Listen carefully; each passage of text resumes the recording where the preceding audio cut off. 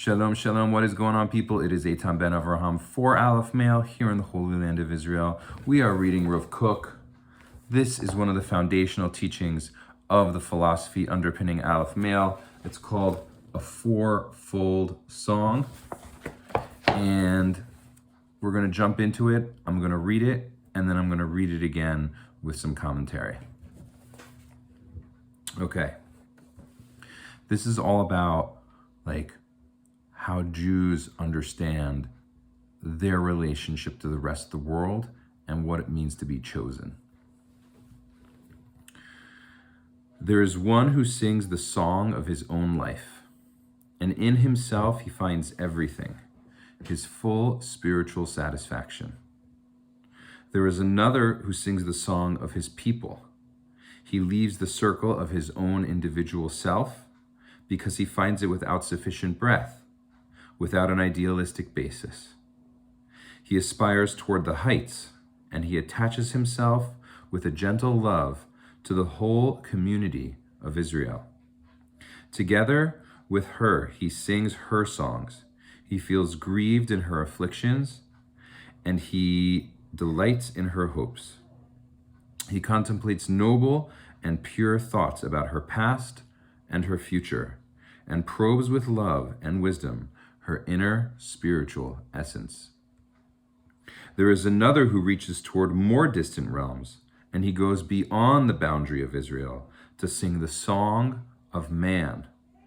His spirit extends to the wider vistas of the majesty of man generally, and his noble essence. He aspires toward man's general goal and looks forward toward his higher perfection. From this source of life, he draws the subjects of his meditation and study, his aspirations and his visions.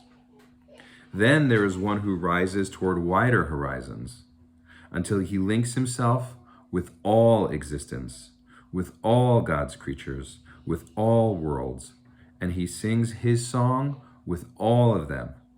It is of one such as this that tradition has said that whoever sings a portion each day is assured of having a share in the world to come.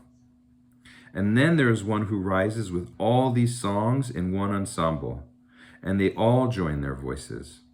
Together they sing their songs with beauty. Each one lends vitality and life to the other. They are the sounds of joy and gladness, sounds of jubilation and celebration, sounds of ecstasy and holiness. The song of the self, the song of the people, the song of man, the song of the world, all merge in him at all times, in every hour. And this full comprehensiveness rises to become the song of holiness, the song of God, the song of Israel in its full strength and beauty, in its full authenticity and greatness. The name Israel stands for Shir El, the song of God. It is a simple song, a twofold song, a threefold song, and a fourfold song. It is the song of songs of Solomon, Shlomo, which means peace or wholeness. It is the song of the king in whom is wholeness. Okay, so we just did our first download. We just read the text. Now I'm going to break it down line by line and also give some background. So the first piece of background is there's an idea that there are different stages of morality going from a more personal level to a more universal level. There's egocentric morality, which is sort of like what you see in a toddler, which is sort of like right and wrong is defined by what I want. It's okay for me to take a toy from you, but it's not okay for you to take a toy from me. It means I want what's good for me is what's good for me, and everybody else is, wherever they are, right? That's egocentric morality, right? Then there's ethnocentric morality, where it's well, I don't just want what's good for me, I want what's good for me and for my people. And it's sort of in terms of the dog-eat-dog world metaphor, it's an egocentric morality. It's every man for himself. It's I'm looking out for number one. I'm looking out for me. It's a dog-eat-dog world. I got to do unto him before he does it unto me, right? But I want to be happy. I want to actualize my potential. It's sort of like Esav, kind of anyway, so that is egocentric morality. Then there is ethnocentric morality, where it's like, well, I don't just want what's good for me, I want what's good for me and my people. But everybody else, like if you're not part of my family, if you're not part of my people, you can go to the wind, right? It's an ethnocentric morality. And that's also where we get into like tribal warfare. That's also where we get into nationalism in a certain context, in the context which we're most familiar with it. And then when we get beyond ethnocentric morality, we get into world-centric morality, where it's like, I don't just want what's good for me and what's good for my people. I want what's good for all people, right? I want what's good for all human beings, right? Because we're all part of the same human family, right? We all go back to Adam and Eve, right? All people are my brothers and sisters, right? Which is like a very high level. And then there's an even higher level, right? Where it's like a universal morality, where it's like, well, I don't just want what's good for me and what's good for my people and what's good for humanity. I want what's good for the world, the trees and the bees and the birds and the foxes and the squirrels and the rivers, right? Like I want all of God's creation, all of planet Earth to experience beneficence. I want to have compassion and kindness extend to all of planet Earth, to all forms of life, right? And that's really what's going on in Rav Kook's fourfold song. So I'm going to break it down again now, line by line. So there is one who sings the song of his own life, and in himself he finds everything, his full spiritual satisfaction, right? So that's like the egocentric perspective, where it's like me. And that also can be, unfortunately, like a lot of people who have trouble with relationships. It's like they're much happier like living in a cave by themselves, working on self-actualization, or maybe like becoming the best piano player in the world or the best whatever it is. And it's like they're so intent on actualizing themselves, right? And seeing their own progress and how they're growing, but like they have a hard time actually being in a place of communion, right? It's like they're incredibly autonomous, and within that autonomy, they achieve self-actualization. You also see that in like the perspective that you kind of hear it from Andrew Tate, where he talks about the idea of like, don't buy a house, just rent. Why? Because if you rent, then you can chase the money. So what does that mean? Well, it means that you're going to travel around and you don't have roots, right? Because that's a great perspective if you don't have kids who you want to like provide with consistent bedtime with and like a consistent nurturing environment, right? Where it's like you got your spear and like you're hunting. So as an individual, that works, but that doesn't work once you want to have a family, right? So it's like a very autonomous perspective, like self-actualization as an individual, but not in communion with others. And that's why there's an even higher level. There's another who sings the song of his people. He leaves the circle of his own individual self because he finds it without sufficient breadth, without an idealistic basis. It's like there's got to be more than just me, right? Because who am I?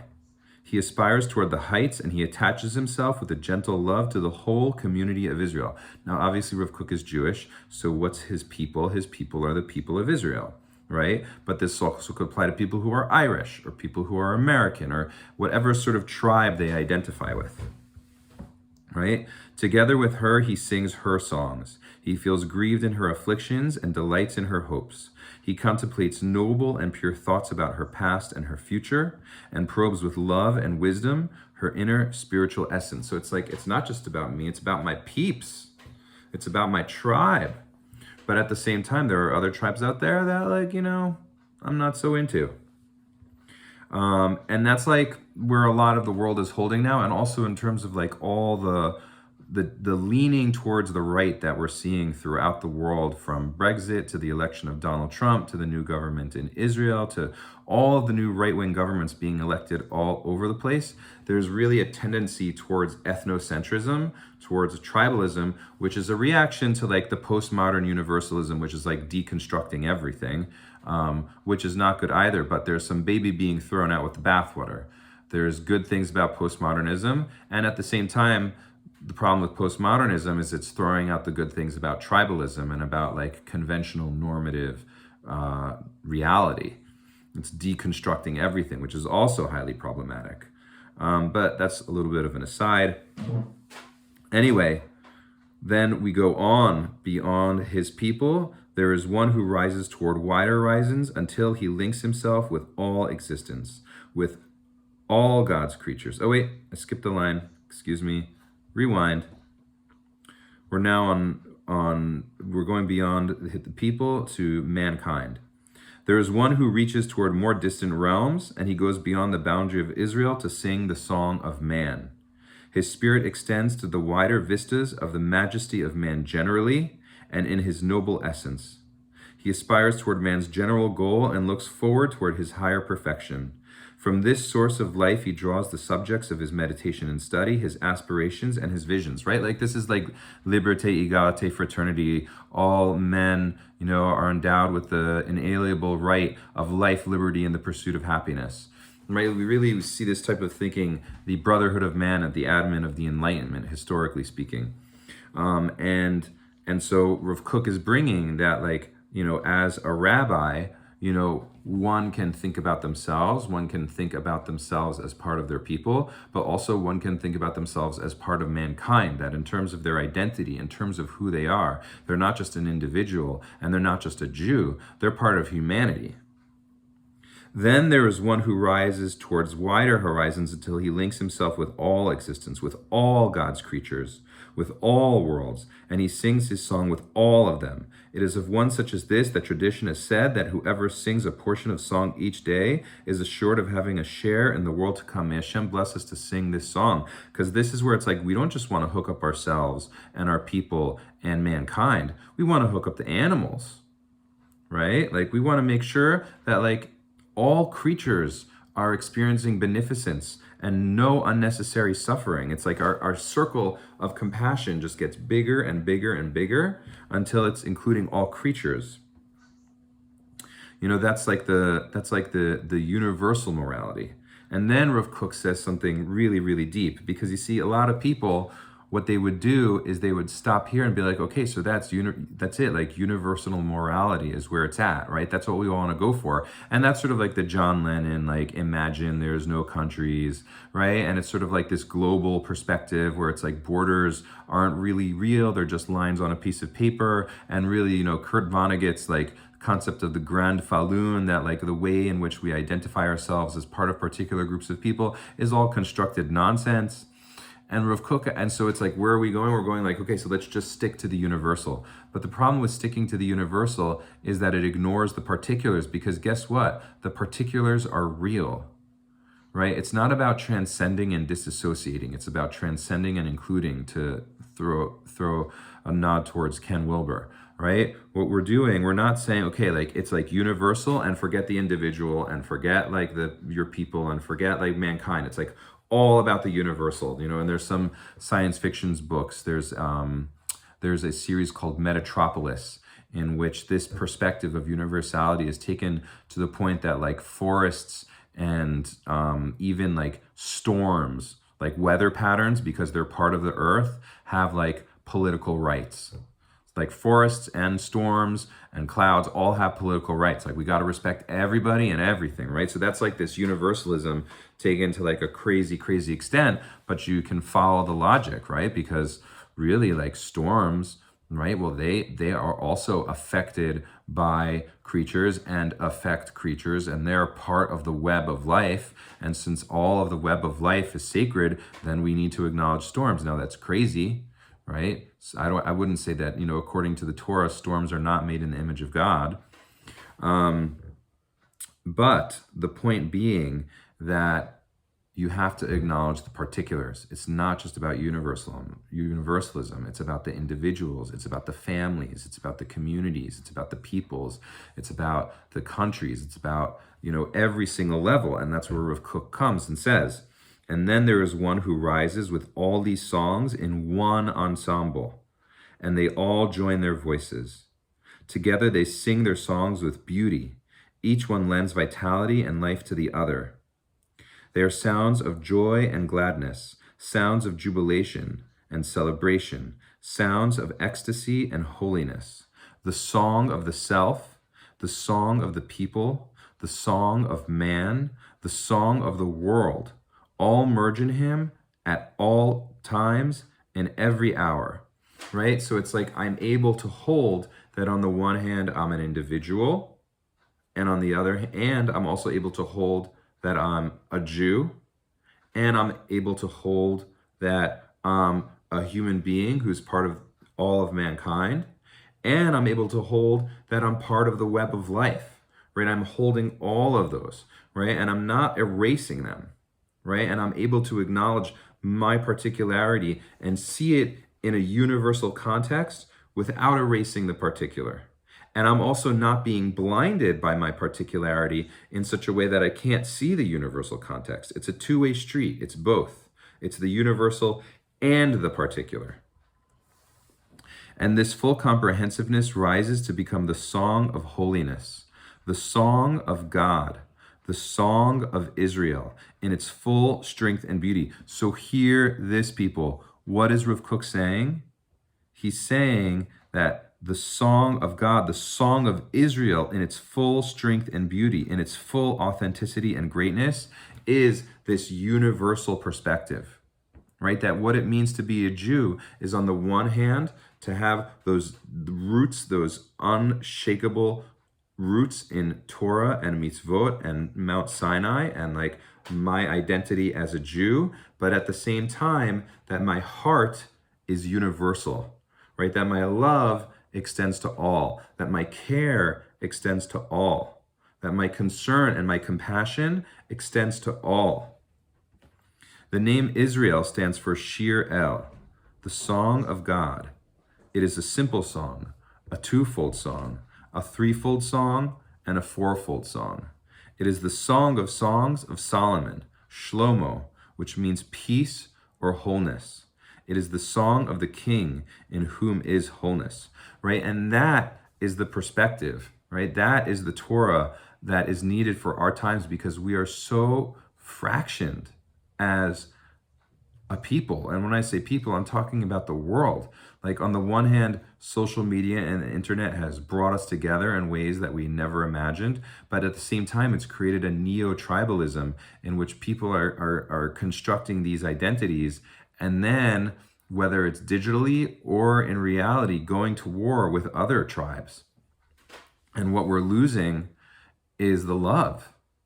What we're losing is the love. Like, the universality needs to be rooted in love, right? This expansion towards multiple perspectives needs to be rooted in love. And if it's rooted in love, then these multiple perspectives are going to acknowledge their roots. Okay, I'm going to stop there. This is Eitan Ben Avraham for Aleph Male here in the Holy Land of Israel. That was Rav Kook's A Fourfold Song. May Hashem bless you to tap into your love for yourself. May Hashem bless you to tap into your love for your people. May Hashem bless you to tap into your love for humanity. May Hashem bless you to tap into the love for the birds and the bees and the trees and all of God's creatures. And may Hashem bless you to combine all of those in yourself. Bring it down, bring it up, and bring it out to the world, to everybody who you meet. Peace in, peace out, and shalom.